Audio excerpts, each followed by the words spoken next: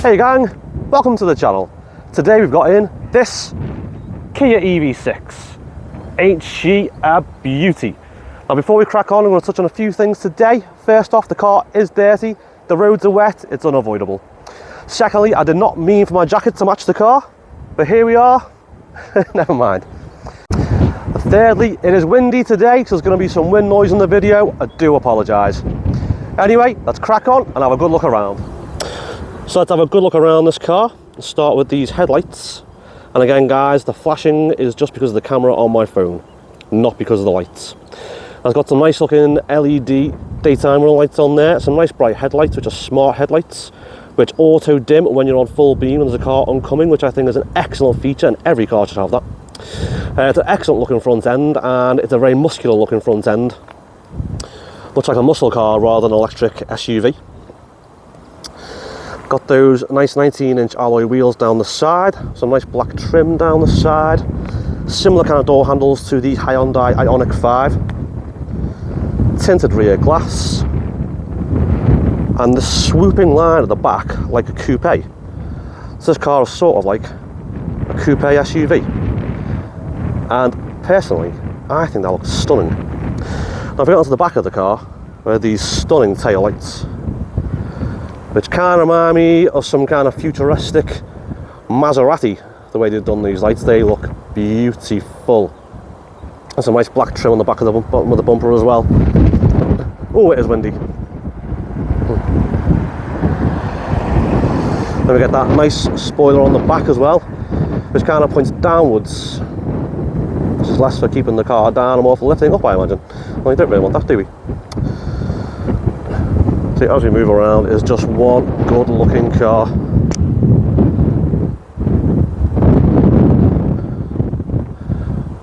Well done, Kia. Now, as already mentioned, this car has similar kind of door handles to the Hyundai Ioniq 5, so you literally push fingers in there, pull that, and there you go, it's open. That wind really is strong. Now, as you enter the car, you see these lovely seats. A nice suede Alcantara. I'm not quite sure what they are, I'll have a look in a minute. When you get in the car, plenty of space in here guys. This is a really, really big car. Now it's got a memory seat as well, so when you get in the car, the seat moves forward, which is brilliant. So you're greeted with this nice, again, flat bottomed steering wheel, nice big Kia logo there. And to switch the car on, nice big on switch you can't miss. And then the two 12.3 inch screens light up. And again, it's a bit like the Hyundai Ioniq 5 actually. Now the actual interior itself, I think it looks beautiful. I think it's much nicer than the Hyundai. And you've got this big centre console here with cup holders. And your drive there, your big switch there. You've got loads and loads of leg room. And you've got this dash surface here, which is functional and a bit funky. And your door cards, I mean, that's a work of art right there. Absolute work of art. And the back of the car is very much the same story as the front of the car. These are lovely seats. Again, we've got the booster seat because we're picking up Mini Chris Cairns later. And loads of space throughout, and like many EVs, there's no tunnel at all in the back, which means there's more space, there's more leg room, you fit more people in. And you sit in the back. And these doors close lovely. And look again, plenty of leg room there. I'm only 5'7". But look at all that space, beautiful. Look how sculpted the headrests are on the back of the front seats. That's beautiful. Now for a car that costs nearly £44,000, I'm sad to report there's no electric tailgate.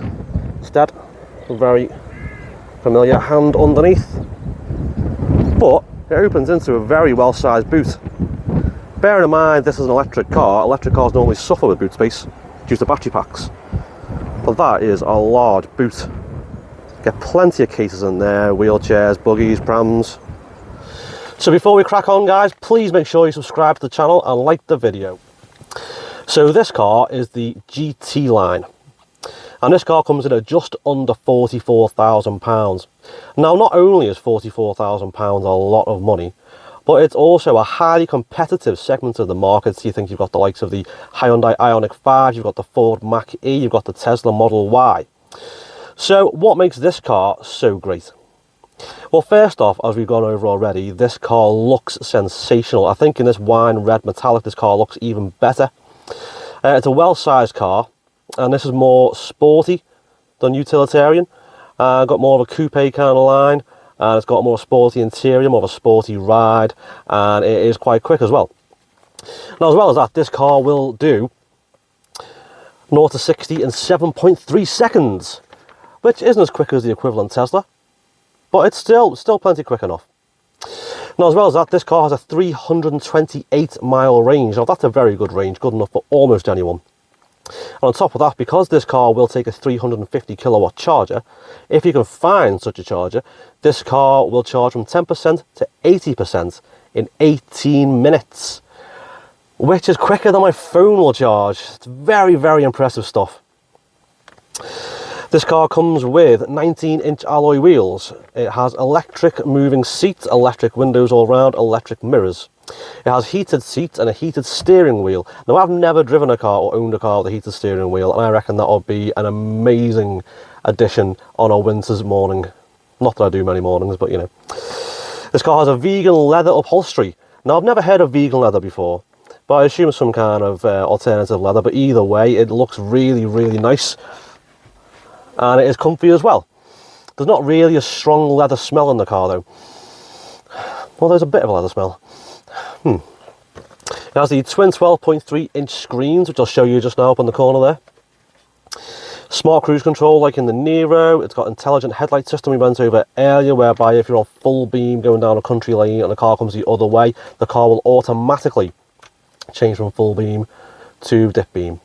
It's got a reverse camera and reverse sensors. It's got DAB radio, Bluetooth, and Android Play and Apple CarPlay.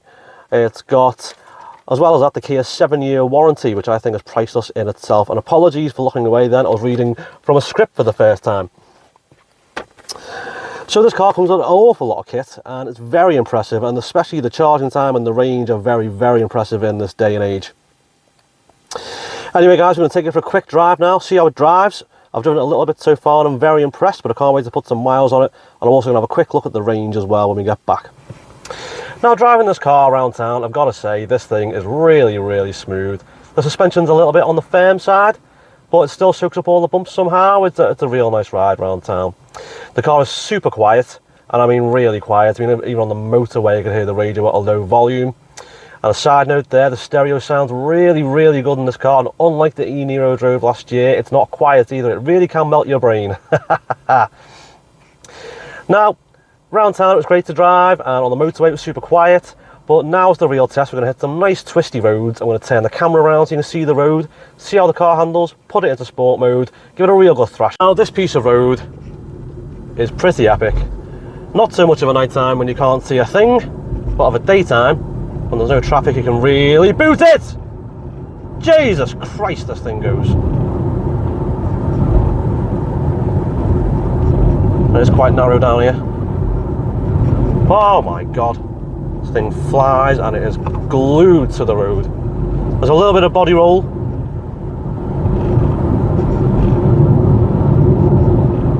Oh my God, this thing shifts. Overtake.